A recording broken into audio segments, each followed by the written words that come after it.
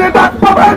এই যে আজকের মিছিল সহ আগামী দিনে যে কর্মসূচি আসবে সকালে চাপিয়ে পারবেন, মৃত্যুকে ভয় পাবেন না। ৬৬ বছর বয়সে যদি আমি রক্ত দিতে প্রস্তুত থাকি, আপনারাও তো আপনারা রক্ত দিতে প্রস্তুত থাকবেন। শেখ হাসিনাকে আবার অধিষ্ঠিত করবো এই আশাবাদ।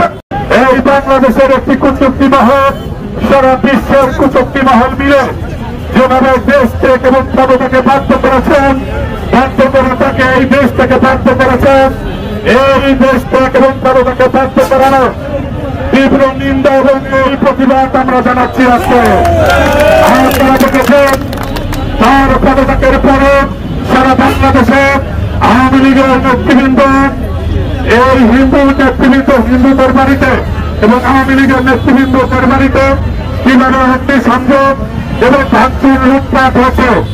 যারা এতদিন আন্দোলন করে আমাদের প্রিয় নেত্রীকে দেশ থেকে বাধ্য করলেন, তারা বৈষম্য বিরুদ্ধে আন্দোলন করলেন, কিন্তু পদত্যাগ করার সাথে সাথে যে বৈষম্য এই বাংলাদেশে শুরু হয়েছে, এই জবাব আমরা তাদের কাছে রাখছি।